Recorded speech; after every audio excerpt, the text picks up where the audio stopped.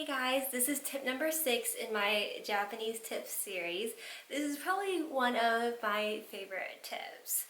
It's both relaxing and entertaining. My tip is to go to an onsen. If you've never been to one before, an onsen is a Japanese hot spring bathhouse.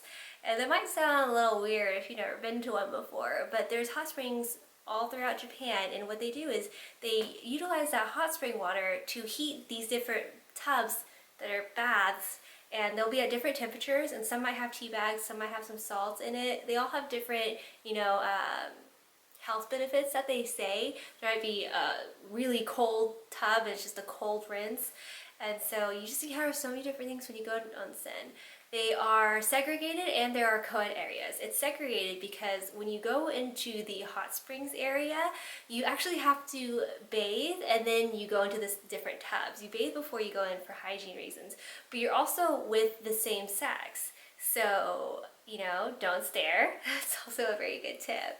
But there's a specific one I like. It's right outside of Tokyo. So if you want to only stay in the Tokyo area for your trip, which is definitely doable, there's so much to do and see in Tokyo.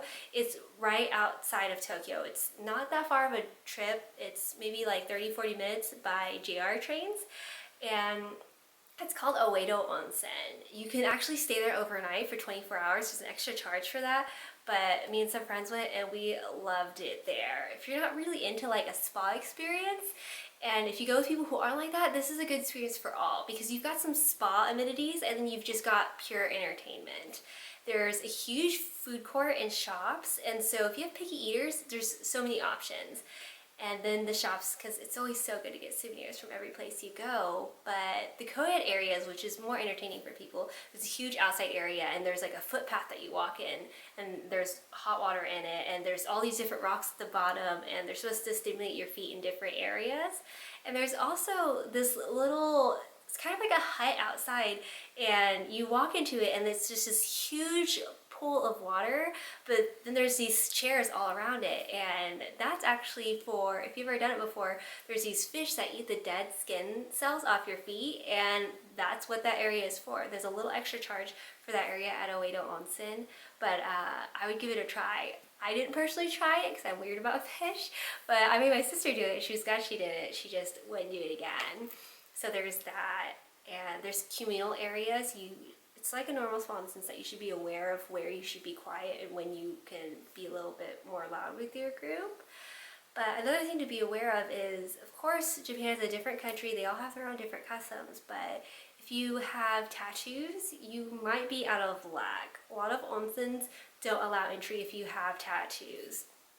I don't want to make any assumptions, but there's theories on why this is. Some of it might be because it might, it might show that you have an affiliate with Yakuzas, and that's a rash generalization. It's just something that, the tattoos thing is, it's a very sensitive topic when you're in Japan. So unless you can cover it up like with a band-aid or anything, I would not expect to go in.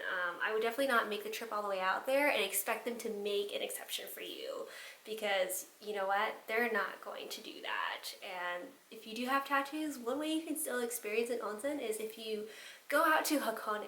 It's a little further outside of Tokyo. You can still get there by JR Pass, but they have private onsens there, and it's just like, it's part of your hotel accommodations for the night. So you can have this private onsen experience with you or your spouse.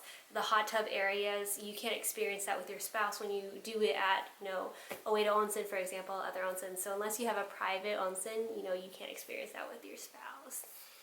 And of course, I mentioned already, don't stare when you're there. There's so much to do and see at Oedo Onsen, and their onsens are just so great. They're relaxing and entertaining at the same time. So I would definitely check it out if you're able. That's tip number 6. I hope you stay tuned for all my other tips. Thanks for watching. Bye.